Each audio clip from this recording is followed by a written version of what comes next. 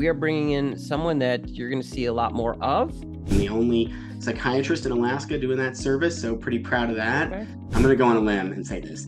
Any physician, that gets to mid to late career, without a significant nest egg, it really has a spending problem. Nothing about this is complicated, but it's not easy. Automation, automation, automation. I teach my med students the same thing.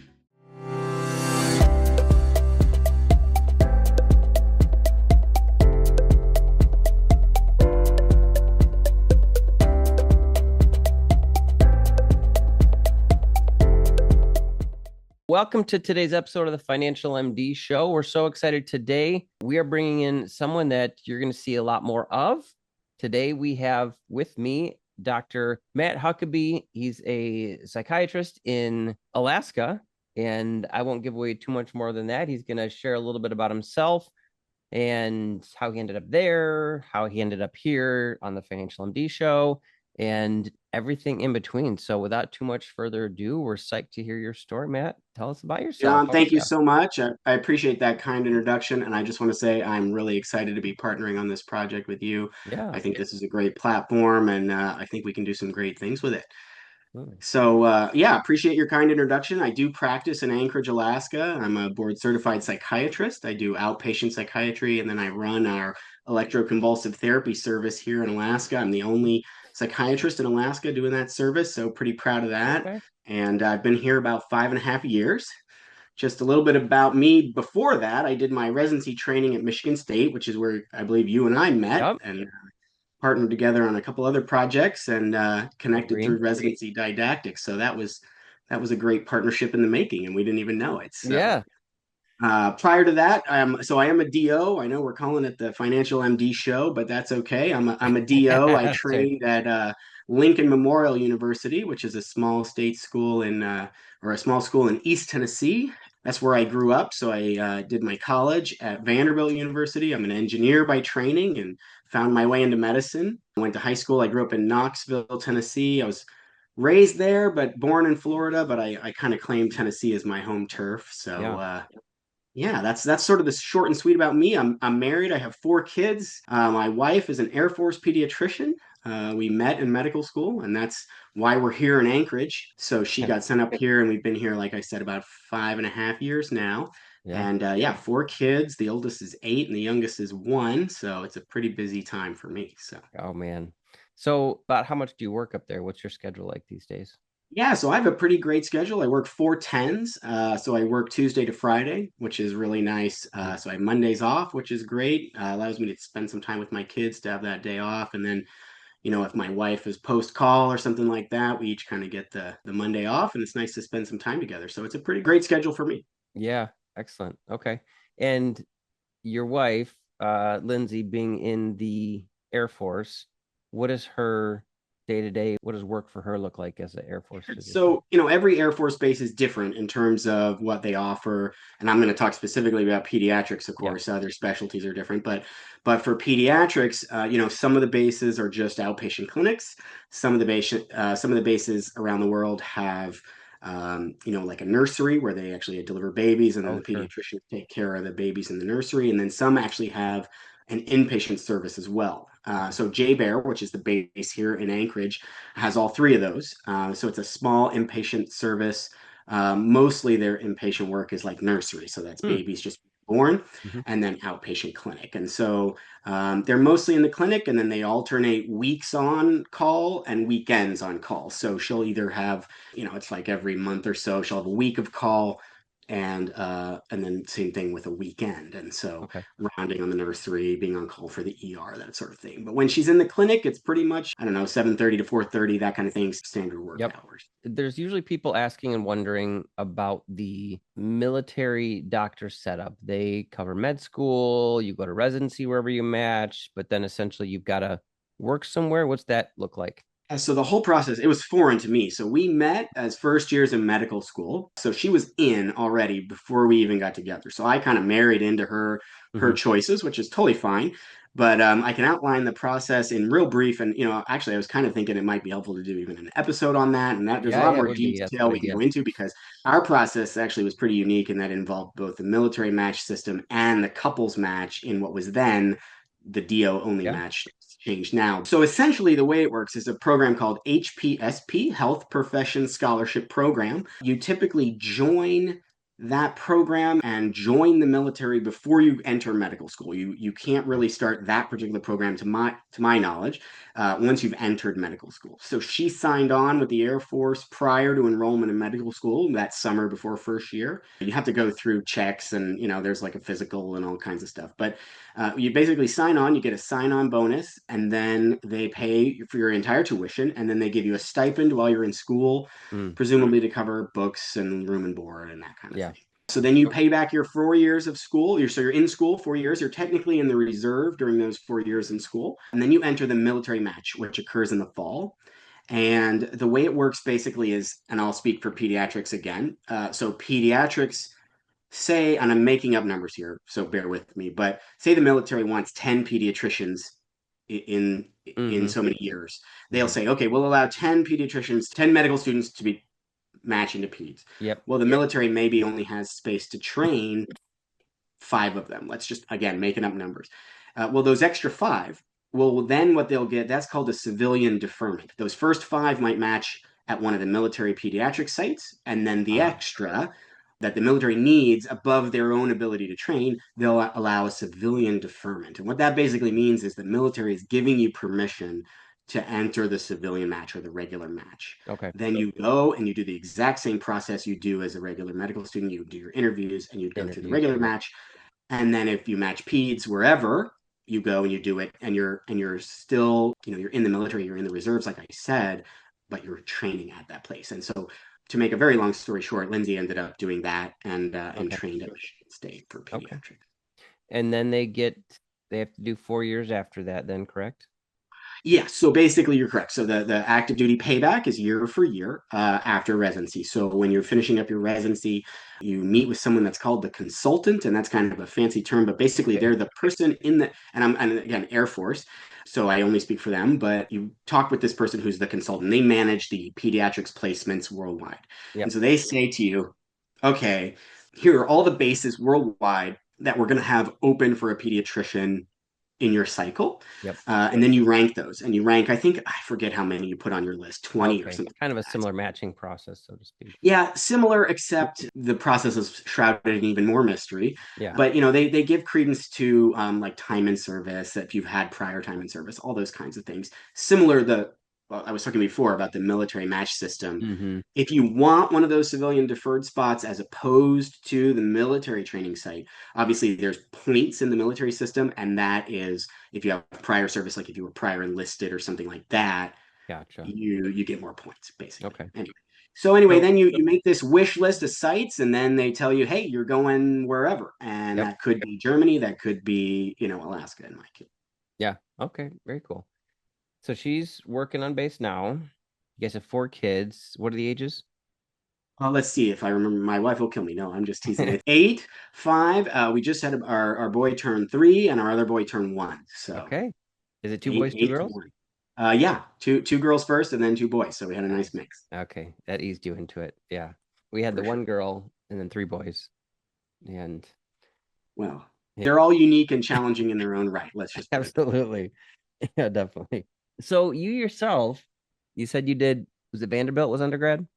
Yep, I went to Vanderbilt for undergrad. I studied biomedical engineering, Mm-hmm. and at least at that time, a third of the biomedical engineering undergrads went into medical school, a third went to industry, and a third went on to grad school. So Mm-hmm. I was part of that third that went on to medical school. Interestingly enough, an engineer is not the sort of personality type that you would think would go into psychiatry, but Psychiatry, right. Maybe here right we now. are, and my Yeah. journey to psychiatry might be a worthwhile story to tell at another date. Yeah. Because I think, as another part of my job, I also precept DO students from Pacific Northwest University in Okay. Yakima. Mm-hmm. And I tell them a lot about, I talk a lot about psychiatry, of course, but I talk a lot about other stuff Yeah. because I think it's really important for them to understand that their preceptors were just like them and went through a lot of the same stuff. I mean, this stuff is unique to medicine, the match and specialty decision. It's very unique to medicine and scary. And finding somebody that kind of gets it and has been there and found a path to a specialty that was not on their radar can be Right. really validating for the students. So maybe another topic, but just Yeah. yeah. So I found my way from engineering to psychiatry. So here we are. Okay. So you're working, you've got the kids, you're doing life in Alaska. You and I got introduced in residency, and you were already pretty adept at personal finance at that point. I think you were probably a PGY4 then, and I had done one of our lectures, and you guys had said, well, we at least need to get our disability insurance. So I remember going through that process and loved that we kept in touch and kept talking, did a little background work on the FinancialMD residency, which is our online course, little still in the works, but still excited about that. But continued to send stuff back and forth and talk about different things coming personal finances. And here we are today. But share with me why you're interested in this. You have personal finance as more of a enjoyable hobby than most physicians for sure. Yeah, more than most people, I would say. It's Probably, definitely. yes. We just love to talk about it and we just chat about it and it's something fun for you to do. And for a lot of people, that's not the case, hence why I have a job. Yeah, how'd that all come about? Well, maybe I'm a nerd. I'm not sure, but I fell into it. So it's funny because I've thought about this question. I figured you were going to ask this question, and I've been thinking about it. And Yeah, there wasn't sort of this like moment that opened my eyes or anything like that, where I was like, "Oh my gosh, I have to get to know this." I yeah. think it was kind of a series of things. I think probably one of the earliest memories when I graduated eighth grade. My folks, let me preface this by saying my folks are not super personal finance savvy. They're not Yeah, bad at it, but they're not into it, yeah, So they're just kind of average folks. yep. And they gifted me $1,000 into an E-Trade account, Hey, okay. and they each picked an individual stock. Now we'll talk about the pros and cons of picking individual stocks, Yeah, right? But it was Disney. My mom emotionally picked Disney, sure. and my dad picked I don't even know what the company was, some tech company, right? Hmm. So it was my first sort of foray into this. Yeah. And, I didn't know what I was doing. I was a freshman in high school, right? Like what kind of an idea was that, So right? this would have been late 90s. Oh, something like that. I Yeah. don't know. I would The hate to do tech boom public is still math. going on. You Probably can't so. go Yeah, wrong in probably so. tech. Right. Yeah, maybe pre Google IPO, if I remember Yeah. correctly, right? So anyway, long story short, probably day traded. I don't know, lost the money, put it in some other individual stocks. It was terrible, right? It Yeah. was terrible. And so it was kind of like, okay, I gotta learn how to do this right. Yeah. Fast forward doing odd jobs in the summer and working. I worked in an ice cream shop in high school and that kind of thing, and sort of started thinking like, hey, I kind of want to do something with this money, and started asking questions of people that like my grandpa had a financial guy and started asking him questions, and then found my way to another guy who is actually still active in the personal finance world, Okay. Ramit Sethi, Yeah. runs a blog called I Will Teach, or at the time ran a blog called I Will Teach You to Be Rich. Yep. And he subsequently segued that into a Netflix special, and now Yep. another successful podcast called Money for Couples, which is really great, by the Yeah. way. Psychology and money, another aside. Hmm. But Yeah. but Okay. anyway, so I started listening to him. I read his book, and that just sort of lit me on That'll do fire. it. And Yeah. I guess the rest is history. I found Jim Dolly early on, and then Hmm. White coat investor. Yeah. the rest is history. And it was sort of one of these, like, I think the math and engineering nerd in me, sort of something about compounding interest, Yeah. and then we're off to the races. Yeah. And I think not only that, but like your interest, ability to enjoy reading up on it and getting into blogs early on, a lot of that stuff I think added to it because you just, when you get into a topic, you just, you devour it and you like really get into all sorts of stuff about that. And that was just about the time when some things were getting big, like Ramit Sethi and Jim Dolly and things. So it's kind of a perfect storm in that sense, it sounds like.